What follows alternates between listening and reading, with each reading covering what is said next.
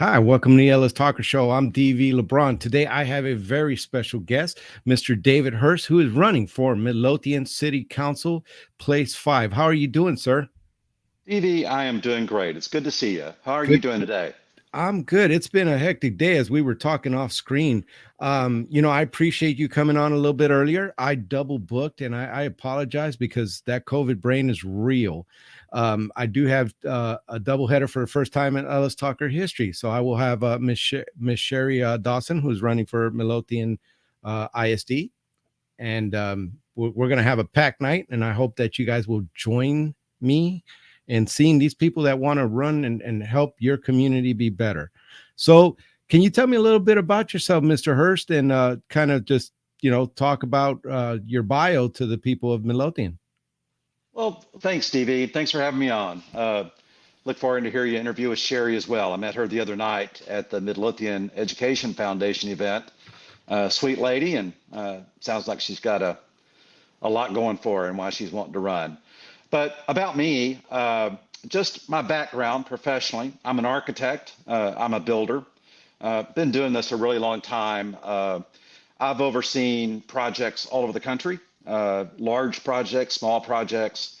In the roles I've played, I've also lived here in the Midlothian community for just about 30 years, not quite 30 years. My wife and I have been married for 36 years. We have four grown children, all graduated from the Midlothian School District, two grandchildren, which are the joy of our life.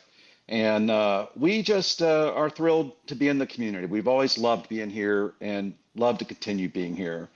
I've been serving in the community for a while, kind of under the radar and quietly. I've served on various commissions and boards for the last 8 years and decided that it's my time to step up and see if there's a role for me on the council to try to help lead our city through the growth and the transitions that are going on right now. And we're definitely going to talk about that growth. I tell every candidate that comes on here, thank you for wanting to serve your community. This politics is it's a tough game here in Ellis County, and anybody wanting to put themselves through that just to serve their community, I commend them. So 30 years in Midlothian, and your builder, and we'll talk about that or any possible conflicts of interest. We're going to talk about that, but I wanted to go ahead and start on the issues. So one of them is taxes. Taxes are something that are affecting, and the city taxes are not as big as the school taxes, but they are a chunk. They are bigger, and then county being the smaller part. And people, taxes are a structural issue here in Texas. They're serious state issues that need to be resolved, etc. But people are suffering and they're having a hard time paying their mortgage, especially those with fixed incomes. So I wanted you to kind of speak on that. What are your thoughts on taxes in general, and how will you be voting for those things? What will go into that process? Well, DD, taxes are an issue for all of us that have been here, and it's a challenge that we all have to try to figure out a way to solve. Uh, a lot of the taxes that we've experienced increases are frankly due to the increased values of our homes. So it's a two-edged sword. We've all enjoyed a tremendous amount of appreciation in the value of our homes. Doesn't help you when you have to make that tax payment every month, but then again, it helps you if you have to sell and relocate one day. So our net worths are going up, but along with that, unfortunately, our taxes are as well. I can tell you, if I'm on city council, my viewpoint about taxes is that we have to look at every dollar we spend. I think it's really important that we stop and ask what we're spending. Do we need something or do we just want something? We have to have what we need. The role of the government in our city is to provide safety, it's to provide the roads, it's to provide the common infrastructure, the things that we need to get around and be safe every day. But it's not our role to go and spend money for just things that we want. And a lot of people want a lot of things. It's a tough dilemma. On top of that, I'll tell you, one of my biggest goals, if I'm on city council, is for us to try to find ways to diversify tax income. I'm just a strong believer, and having served for a number of years on the Economic Development Corporation in this town. I'm a strong believer that we need to bring in the kind of businesses and retail and other tax revenues that help pay for the needs that we have beyond just putting it on our homeowners in the ad valorem taxes that we pay on our homes. I'm really committed to that. We're going to keep growing. We talked about growth, and I know you'll want to ask more questions about that, but growth is coming into the entire area, and I'm just really committed that while we experience this growth, we keep it balanced. It can't just be the homes and the rooftops that we rely on to pay for things. If we need roads, we need utilities, we have to find other ways to help pay for that. And that is definitely in the whole growth thing, which is all tied into this. It how we expand is going to determine how the burden of the tax share. So Waxahachie did this innovative thing. They did what they did was they did it like a homestead exemption in the city. Do you see yourself supporting that? And then one of the other ideas during this tax debate, the last budget that I was watching, there were like three different rates or four different rates they were talking about. And one of them was like a no new revenue rate, where, basically the rate would be where, it would keep so that you didn't have to pay more if you like we were talking about, the property values go up, you wouldn't have to pay more.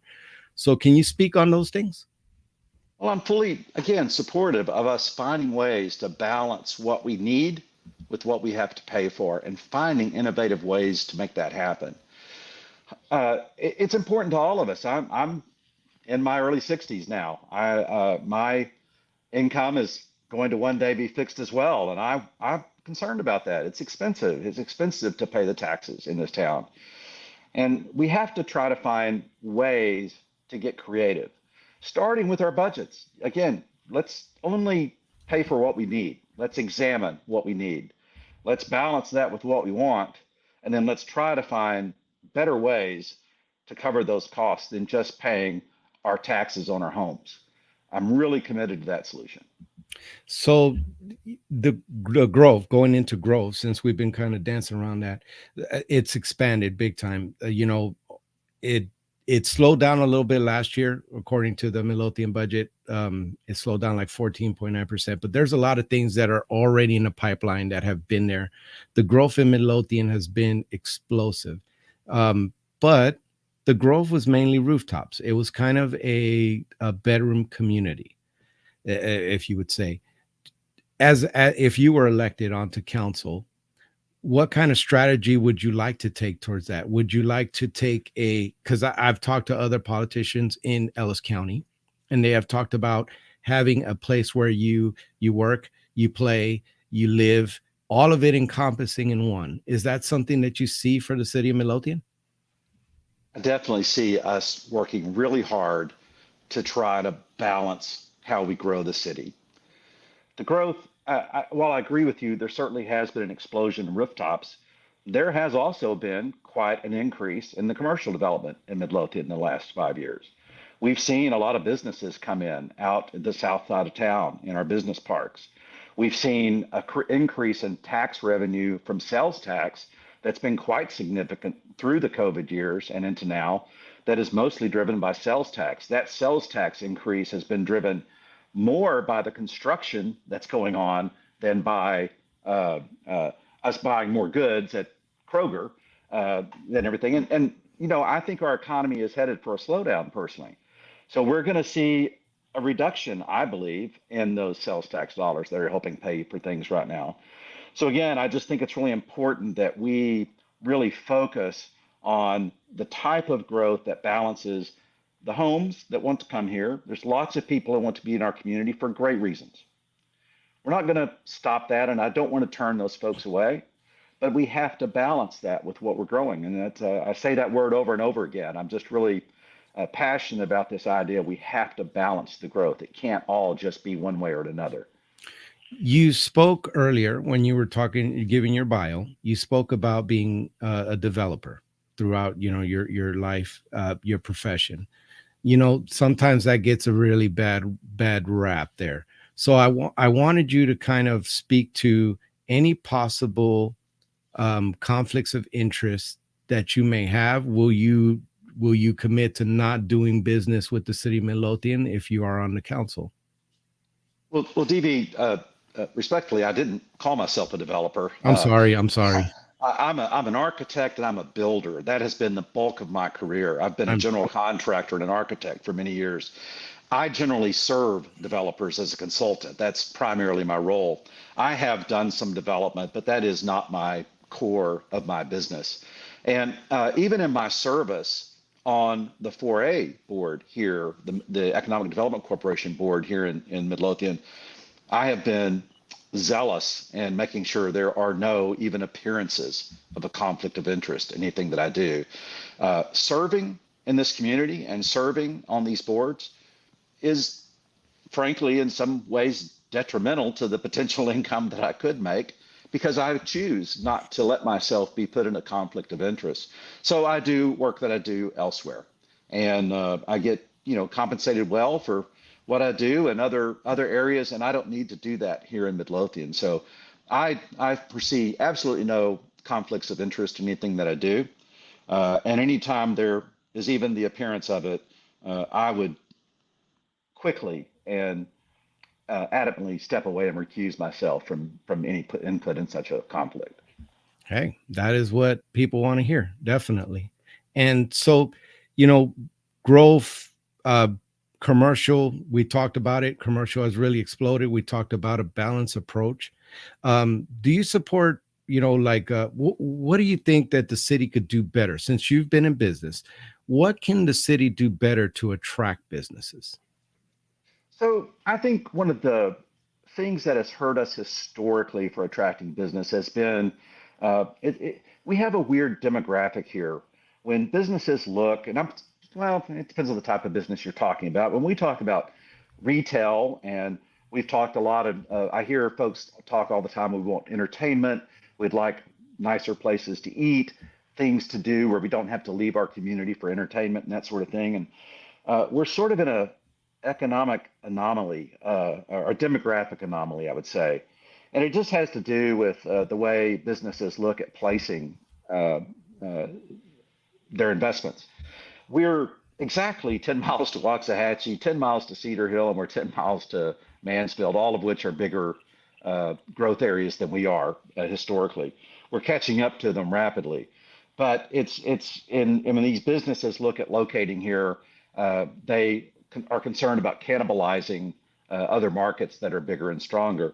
I think one of the things we have to do is continue to help put the infrastructure in the core of our town. If you dropped a pin in downtown Midlothian and did a 1 mile ring of population, it's not very much. You have to go out further. And that is the anomaly that kind of takes people away from here. But the rooftops are coming, the rooftops are filling in. Certainly more people are coming here. Kroger has done extremely well here. I hope and pray one day that HEB will come here and we'll get to have that and not all have to drive to Waxahachie to to go to HEB, or they're getting ready to build one in Mansfield. So I guess we'll get to go there one day. But Yeah. I think that we need to work hard on continuing to sell our city to these kind of business that we want to come here. Infrastructure is a big piece of that too.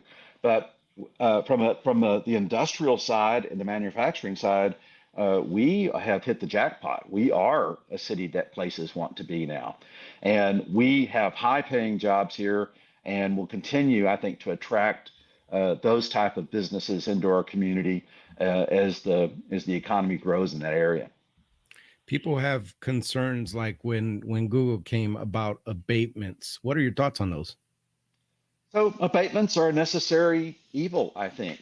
Uh, but I'll tell you this: abatements get down to what is the return on the investment. If we abate something, I can tell you again, my service on the 4A board, we would lead the negotiations with Google, with some of these businesses that would come into our area that would ask for abatements. And on that board, the question I would always ask, and the question the board always looked at was, show us the return on investment.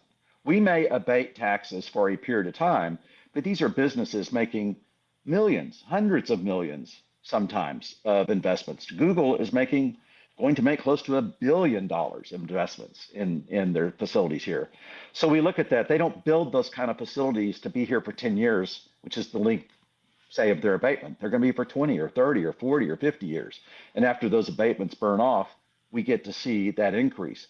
There's also a return on those investment that comes even immediately. So when we look at what those abatements bring back to our community, we can't abate school taxes. So ad valorem taxes that go to schools can't be abated. The school district still benefits from those, even if we're deferring some income for a period of time. It all gets down to return on investment. And if it makes sense, that's when we do it. That's when the city votes for it. That's when the county votes for it. And I can assure you that will continue to be the practice if I am on the city council, that we will always look at what does it return to our citizens in the long run. Infrastructure is something that's affected with all this growth. The roads have difficulties. You have a lot of roads that are state roads in this place. I was interviewing Mr. Councilman Darrow, and he was talking about that the city can actually decide to or can take over the cost and expense of that. I don't know the legalities of that. But if that's something to be true, is that something you would support so we could better our roads in the city? I absolutely support that. TxDOT owns the major roads within our community. It's similar even in other communities around the Metroplex. But yes, there are ways that we can invest our own money into helping make some of these improvements. I mean, certainly these are very expensive projects, and there's no question we would like for TxDOT to pay for that with the other tax dollars that we pay already in for road improvements. But when it comes to the TxDOT dollars, we're competing with everybody in the state for the same dollars. I'm a big advocate that we work really hard with TxDOT and with our own resources to go through and start solving some of our congestion problems that we have. We can do that. I agree that it is possible for us to go in and contribute some of our own money to help make that happen. So we have to balance all those and try to find a way to, again, to not spend all of our money or go into debt to pay for things that we have to pay for later through bonds, but try to balance and solve those problems as they come up. One of the things that were mentioned in my previous interview, since you mentioned debt, there was when they presented the budget, they were going to be in a deficit by, and I'm sorry, I don't have the number, but it was a couple million or et cetera, that we were going to be over. And that was different from, what Councilman Darrow was talking about. What are your thoughts on that, on the budget? Like, do you see, like, what do you think? What are your opinions on being a good steward to the people of Midlothian, good steward to their money? Well, I'm very committed to the concept of being a good steward for my neighbors of where our money is spent. And I'll be honest with you, I've not historically taken a close look at our city's budget, annual budget. If I'm on the council, I'll have the opportunity to be involved in taking a look at that and making decisions. I do think we have to drive in and look at where we're spending dollars. We are in the middle of some capital projects right now, some bond projects. We have approved bonds that we are in the process of executing right now. A new town hall and library. We have a new law enforcement center, both being financed through bonds and both substantially over budget. I really feel like my professional background and my expertise could really benefit our city as we're working on these types of projects. This is what I do for a living. And I feel like we're really far over these budgets without an explanation for why. I want to be able to go and dive in and make sure that I can help, with my experience, be a voice on the city council to talk about what's going on and ask the right questions, and then make sure we're making the right decisions, because there's frankly not someone with my experience on the council that has that knows how to ask those questions. And so they're relying on the experts and the folks that are telling them what we have to spend and what we have to spend it on, and they're taking them at their word. I take pride in my professional work and working as for owners, and my job is absolutely to go through to make sure that we're sticking to our budgets. We're getting things done for what we commit to get them done for, and getting creative and finding solutions when we come across problems. And creativity is needed. I mean, these budgets are massive, and there's a lot. Like you said, there's bond projects coming. That rec center, the rec center bond got approved, and that's something that's going to have to be put out to bid, and definitely something that needs to be examined when that happens. So yeah, there's a lot coming. So I wanted to ask you, and I should have asked you at the beginning, but I wanted to ask you, do you have the time to invest into the job of being a city council? I ask others this too, because it is time intensive. If you're not putting in the work to read all that stuff that you're going to have, these packets that you get, that might put you at a disadvantage. Do you have the time to put into that? Well, DV, I'll go back again. For the last 8 years, I've been serving our city on boards. I've invested time already.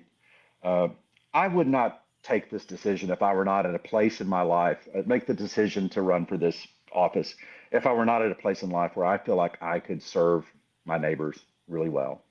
Uh, I'm surprised at how much time it takes, frankly, now that I'm deep into the campaign and learning even more. But I'm committed to it and I'm excited about it because for a period of time, I think I can help. I think I can help my neighbors. I can help our citizens make some good decisions. And my wife and I thought about this. We prayed about it. There was a little bit of an exchange. I had to give, and she had to give a little bit before we made this decision. We did Sounds not like take it marriage. lightly. It is. I'll tell you, I got to run for city council. My wife got a new puppy. That was the exchange. There has to be that exchange. I have no plans to run for anything, but I've mentioned in the past, and my wife was like, there was no puppy. There was nothing that was gonna. So the wife supporting you is integral. I mean, in this kind of venture, with the time and the public exposure that you're gonna be dealing with. So speaking of public, there's gonna be people who disagree with you, Mr. Hurst. They're not gonna like what you do. They're not gonna like a decision that you make. It comes with the territory. How are you going to deal with those people? DV, I'm going to treat anyone who comes before me with respect and dignity. And you can disagree with me. And if you want to sit down and talk to me about why I voted some way or made a decision one way, I'm always going to welcome that opportunity. I'm happy to explain myself. Even more so, I want to listen before decisions are made. I want to hear what the community wants. And one of the things I've learned and believe is that the loudest voice that you hear isn't always the majority of the voice. Sometimes the loudest voice is just the loudest voice.